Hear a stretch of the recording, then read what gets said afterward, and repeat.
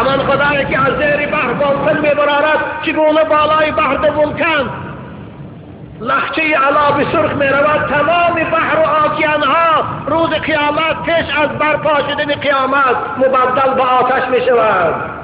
و اذا البحار سجرت، و یاد آر هنگامی را که این آبها و بحرها و آکیانها آتش داده میشود. بتوانند گریزند؟ نه، کلا لا وزر الى ربک یومئذ المستقر.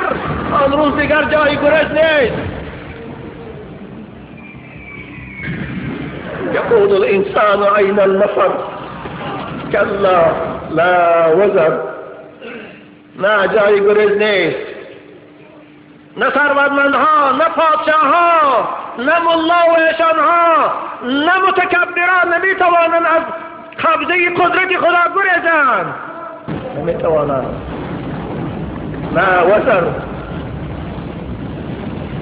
يقول الإنسان أين المفر.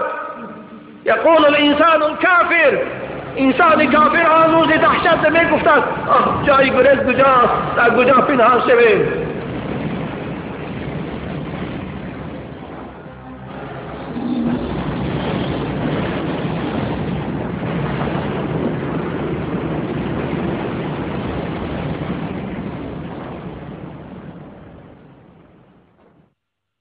که گوید خدای عالم الغیب توی واقف باش یا بشکورای، بروی من چه ها کرد آدمی زاد دست ابن آدم داد فریاد. خدایا تو میدانی که در بالی من اینها خونریزی کردن، اینها زنا کردن، فاحشه خانه کشادن، طرب خانه کشادن.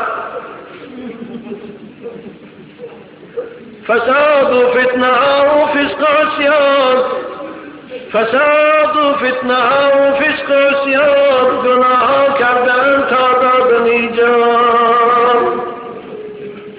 گران بارم من از عصیان ایشان. خدایا دیگر من باری وزنین اینها رو برداشت نمیتونم. آن روز ببین عزیزان من از باری جسد ما وزنینی میکند. گرانبارم من از عصیان ایشان، شد از مدفونشان خاکم پریشان. ندارم طاقت عصیان آن با این بار، زمن این عاصیان را زود بردار. من طاقت این باری بدبینی این گناهگارا را برداشتن ندارم. اکنون زودتر اینها را از درون من بیرون کن.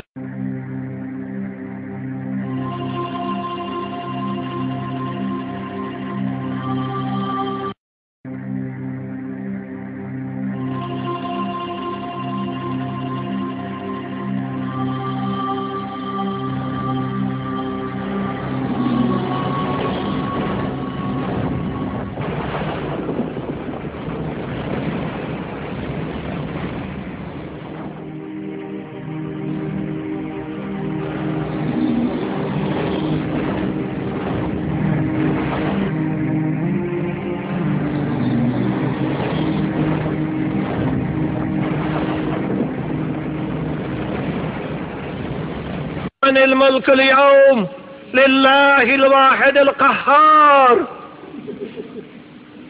امروز پادشاهی حقیقی کیست؟ امروز فرمانروا کیست؟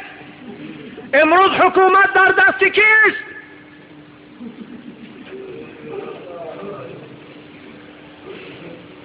لله الواحد القهار.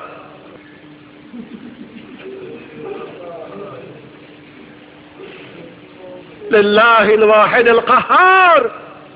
امروز حاکم، امروز حکومت دار، امروز فرمان بردار، امروز حاکم سودیه فقط الله است. خدای یکتای غالب و توانا که همه موجودات نابود کرد فقط اوست. لله الواحد القهار.